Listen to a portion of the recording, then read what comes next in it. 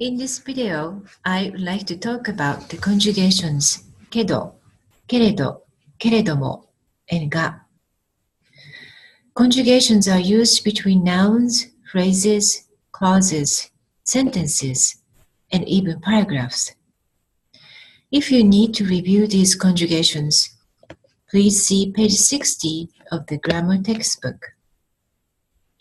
I also recommend watching the video entitled Spoken versus Written Languages before you watch this video presentation.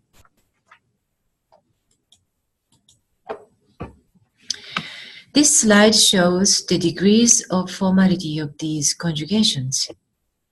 けど is the most casual form and is frequently used in casual conversation and even in casual writing. Although there are two three-syllable forms, けども and けれど, I will only discuss けれど in this video presentation. が is the most formal.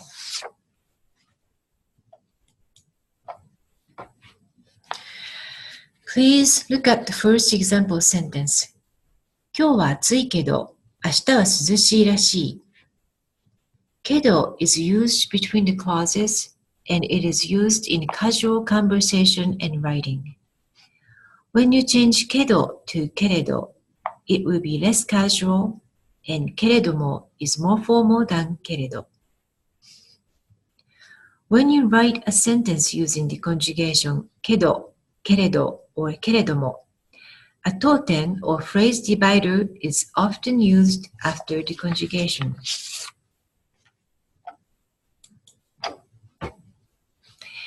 けど, けれど and けれども can also be used between sentences, as the example sentences show. In the first sentence, けど is used at the beginning of a sentence that would be used in a casual conversation and writing. けれど is less casual than けど and けれども is more formal than けれど. When writing in Japanese, a kuten is used to indicate the end of a sentence. And when you use in the conjugation けど, けれど or けれども, a totem or phrase divider is often used after the conjugation けど, けれど, けれども, as shown in the examples.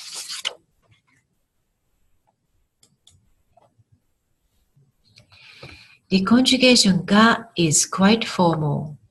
It is similar to けど, けれど and けれども in its function of joining clauses. But が can only be used between two clauses. This means that you cannot start a sentence with が. Please see the first example sentences in this slide. Sentence A is appropriate, but sentence B is not appropriate. When you write using the conjugation が, a totem or phrase divider must be used after が, not before it.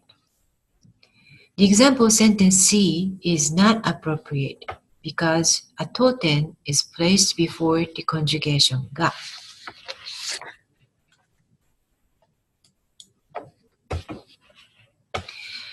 When が is used in a sentence, the predicate forms of the two clauses should be the same. Please look at the first example sentence. この電話は便利ですが、値段が高いです。The conjugation が is joining the two clauses, both of which are in the polite forms. In second example sentence, both clauses use the plain forms. The third example sentence, however, is not appropriate because the first clause is in the plain form and the second clause is in the polite form. Please look at the second set of examples in the slide. In the first sentence, 私は魚は食べますが、肉は食べません. Both clauses are in the polite forms And in the second sentence, both clauses are in the plain forms. The third example sentence, however, is not appropriate because the predicate forms of the two clauses do not match.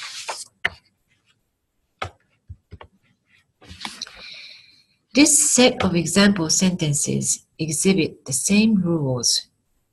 In the first two sentences, スミスさんの部屋は広いですが、私のは狭いです。And スミスさんの部屋は広いが、私のは狭い。Both predicate forms match, so the sentences are acceptable. But the third sentence is not appropriate because the predicate forms of the clauses do not match. This is the end of this video.